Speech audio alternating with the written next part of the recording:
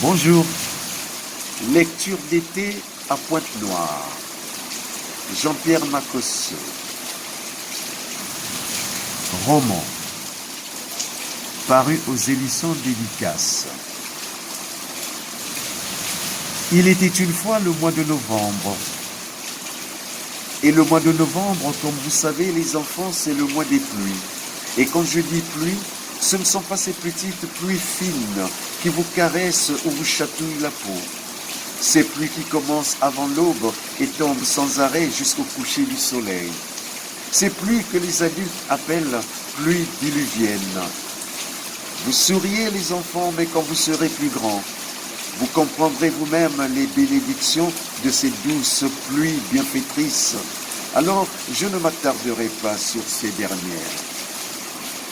Je parle de ces pluies torrentielles, avec des grosses gouttes qui vous tombent dessus comme des coups de poing, accompagnées des éclairs qui vous aveuglent et des grondements de tonnerre qui vous assourdissent. D'ailleurs, la veille, les hirondelles avaient rasé le sol et les feuilles des arbres s'étaient tournées vers le ciel. Nous savions tous qu'il allait pleuvoir le lendemain, mais nous ignorions à quel moment de la journée arriverait la reine des eaux. Et oui, il tombait des cordes ce jour-là. Marie-Thérèse était une femme dotée de pouvoirs surnaturels et ancestraux. Le soleil avait longtemps dépassé le milieu du jour.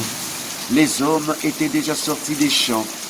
Ils se précipitaient toujours les premiers vers la rivière pour se débarbouiller.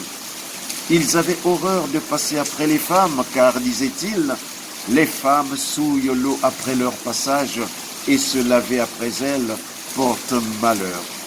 Nous avions beau leur expliquer que l'eau de la rivière est une eau qui coule et qu'il est impossible de se laver 2 fois dans la même rivière, mais ils ne croient pas. Une rivière est comme une femme qui se purifie chaque jour pour être saine et chaste, à recevoir une nouvelle vie. Tout comme la femme, la rivière, elle, se purifie à chaque passage des baigneurs. Mais, va dire ça à ces hommes, ils ne te croiront toujours pas. Eh bien, sous cette grande pluie du mois de novembre, nous avions à peine quitté la rivière lorsqu'il y eut un grondement qui était différent de celui de la pluie. Nous nous sommes précipités sur nos fagots de bois. Le fagot de ta mère était plus lourd que le mien et je l'ai aidé à le mettre sur sa tête et lui ai demandé de partir devant moi. Elle était enceinte et sa grossesse mettait une barrière entre ses pieds et ses yeux. On y voyait ta tête, Max. Tu étais déjà bien formé dans le ventre de Marie-Thérèse. Ta mère me précédait. Tout à coup, je vis surgir devant elle un lion. J'eus si peur que je ne pus crier. Je laissai tomber mon fagot et me cachai derrière un buisson touffu. De ma cachette, j'observais la scène qui se passait là, devant moi. Ta mère s'était arrêtée. Son fagot sur la tête, elle parlait au lion. Du lieu de ma cachette, je ne pouvais rien comprendre, mais je sus plus tard qu'elle parlait le vili de nos ancêtres. Le lion tournait autour de ta mère. Il grognait comme s'il sentait le danger tout autour. Ta mère posa calmement son fagot contre un arbre et se mit à lui caresser tendrement la crinière. La forêt était silencieuse. Son roi régnait. J'évitais de tousser, de bâiller ou de faire un mouvement brusque, de peur d'attirer l'attention du fauve, qui donnait l'impression d'avoir flairé une présence autre que la mienne autour de Marie-Thérèse. Une autre créature animale devait rôder aux alentours. Oui, le roi des animaux avait senti Marie-Thérèse en danger et avait surgi pour la protéger. Du coup, ma peur s'accrut. Et si cette autre créature était là, tapie derrière moi, attendant que je fasse un mouvement brusque pour bondir sur moi? Ta mère s'était assise sur l'herbe. Elle était adossée contre l'arbre qui soutenait son fagot et le féroce était allongé à ses côtés.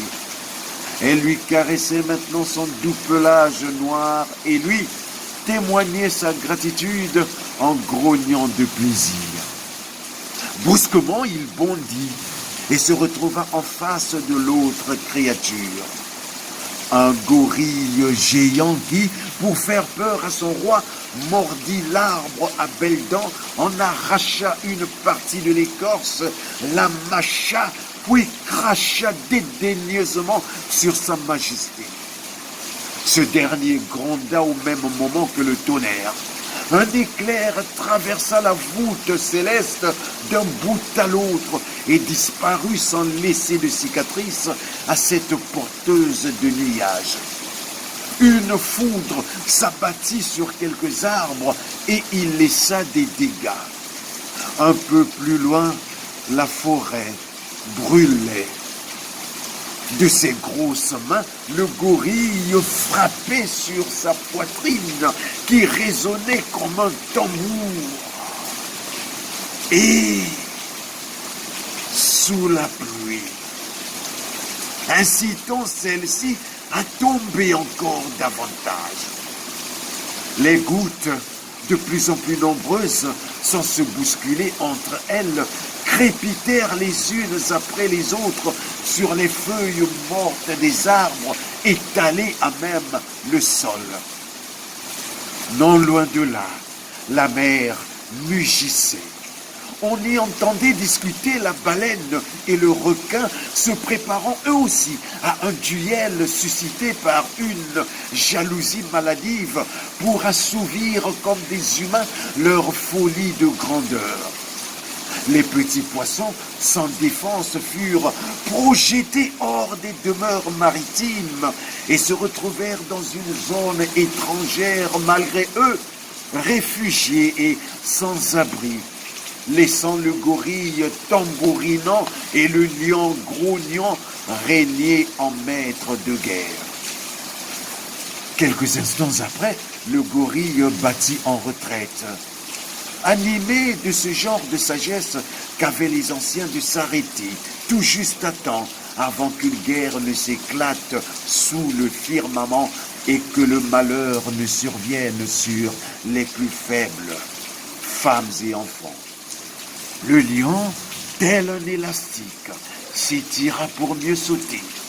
Au moment où il voulut s'élancer vers son adversaire, la voix de ta mère, toujours dans cette langue des mânes qui m'était inconnue, lui ordonna d'arrêter. Sans hésitation, il obéit. Elle appela le gorille et lui donna l'ordre de porter le fagot de bois. Il s'exécuta et ouvrit la marche, suivi de ta mère, ensuite du roi de la jungle, qui la ferma comme pour la protéger contre d'autres créatures dangereuses. Une nuit noire tomba sur la pluie qui, elle, ne s'arrêta pas de s'abattre sur le village presque endormi. Cette même nuit du mois de novembre, ta mère te mit au monde et nous quitta. Les esprits de ses ancêtres étaient venus la chercher. Tu naquis sous cette pluie et hérita de la force du gorille et de l'agilité du lion noir. Chose étrange, la pluie cessa quelques instants après et une grosse lune, toute ronde et toute blanche, apparut et illumina tout le village.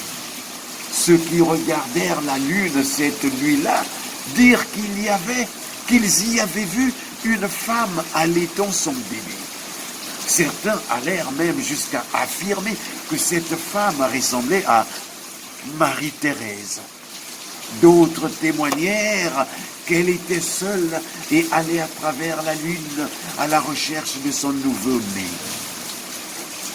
L'esprit de ta mère habite en toi. Max, comme emporté par une transe céleste, invoque sans arrêt le nom de sa mère pendant une trentaine de secondes. Marie-Thérèse, Marie-Thérèse, Marie-Thérèse, Marie-Thérèse. Puis se calme tout en promenant son regard vide autour de lui. Maman, maman, crie-t-il en grelottant. Souhaite bonne nuit à Marie-Thérèse, Max. Elle nous regarde, dit Jean Valère. Bonne nuit, maman. Bonne nuit, Marie-Thérèse, dit le garde. Enchanté d'avoir fait ta connaissance. Viens, Max, je t'accompagne dans ta cellule et merci beaucoup de m'avoir présenté à ta mère. La lune, comme un œil nocturne grandement ouvert, veille en silence au plafond de la nuit. Lecture d'automne sous la pluie de novembre à Pointe-Noire, où Jean-Pierre Macosso passe 10 jours de vacances. Il était une fois ce jour-là, roman de Jean-Pierre Macosso paru aux éditions Dédicaces. À très bientôt.